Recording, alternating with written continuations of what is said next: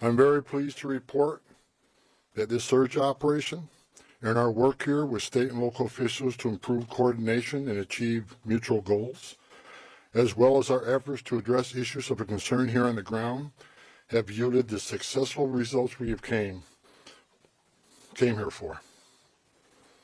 The Twin Cities of Minnesota in general are and will continue to be much safer for the communities here because of what we have accomplished under President Trump's leadership. I previously shared with you before I even got here, I met with, I said I was going to meet with the governor, the AG, and the Mayor Fry, Mayor Hurd, and I've done all of that. I've also met with various police chiefs and sheriffs, and one thing we all had in common was the importance of ensuring and maintaining public safety.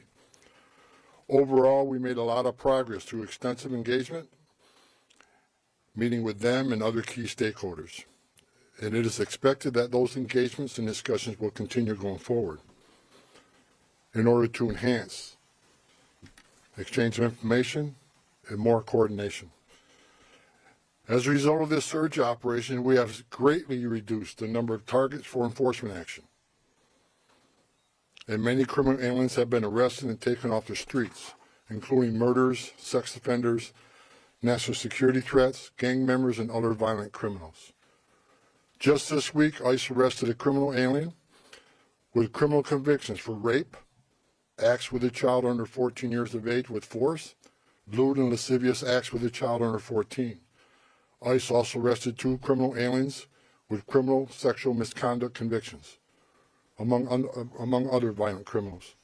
Through targeted enforcement operations based on reasonable suspicion and prioritizing safety and security, ICE will continue to identify, arrest, and remove illegal aliens that pose a risk to public safety, like we've done for years.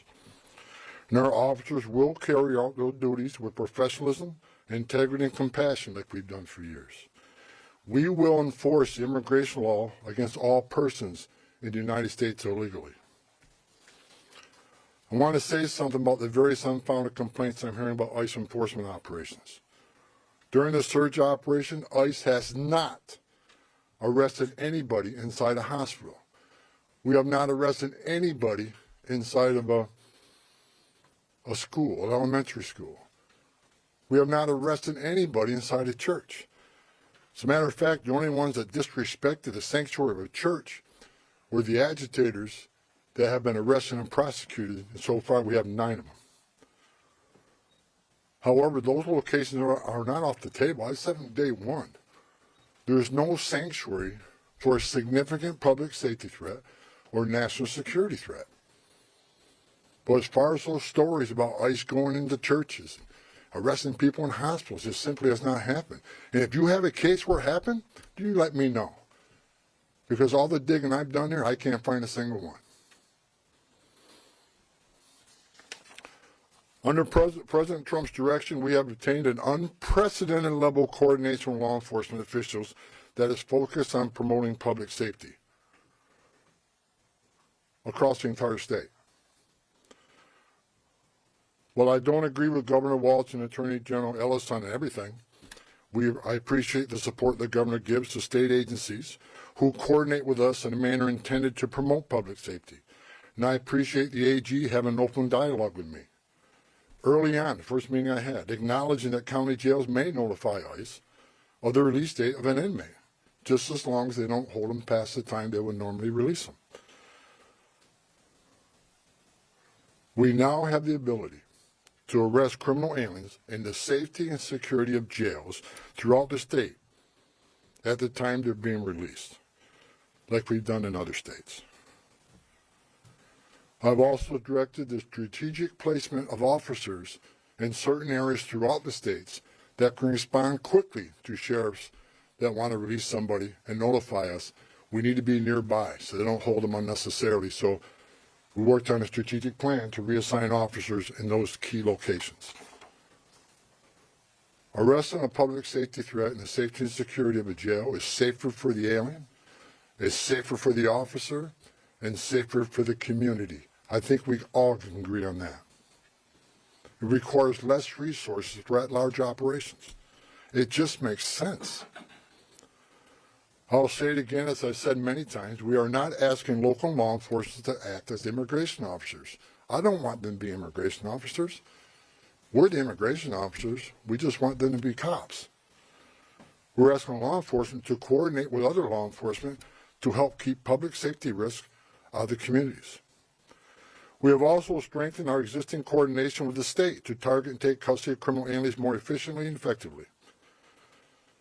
As a result of our efforts here, Minnesota is now less of a sanctuary state for criminals. And we are proud of the public safety threats we have removed from the criminal aliens out of the state. As I said in my first press conference a couple weeks ago, President Trump didn't send me here because the operations were being run and conducted perfectly. I came here to identify issues and implement solutions to improve our mission execution. Since that time, in order to improve target enforcement operation, I and my team here, we made personnel changes. We integrated BP with the ICE teams. We established a single unified chain of command structure. We strengthened joint intelligence and targeting capabilities. We deployed body cameras. We increased the footprint of internal affairs. We commuted zero tolerance for misconduct. President Trump also deployed me here to work with state and local officials to de-escalate the intense, volatile reactions and conflicts that have unfolded on the streets here between federal law enforcement and unlawful agitators. While working to course correct and improve how enforcement operations are being run and executed here, and even before I was sent up here, I've been saying over and over that forcibly assaulting, resisting, opposing, impeding, intimidating, or interfering with a federal law enforcement officer is a crime in violation of USC 111. It's not okay and will not be tolerated. Zero tolerance if you cross that line and put hands on a nice officer. Not only is such activity unlawful, it is dangerous, and sadly we have seen tragic consequences, as well as adverse impacts on businesses and the communities here in the city. While the Trump administration supports everyone's First Amendment right to freedom of speech and assembly and to petition, it has to be done lawfully and peacefully.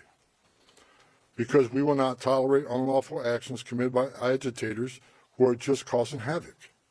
This is not the way to express your disagreement or try to reform federal laws. Go talk to your members of Congress if you want the laws changed in this country. Nor is doxing federal law enforcement personnel and their families, it's just not right. Enough is enough with this misguided, reckless, and shameful behavior. We don't want to see any more bloodshed. I don't want to see any more bloodshed.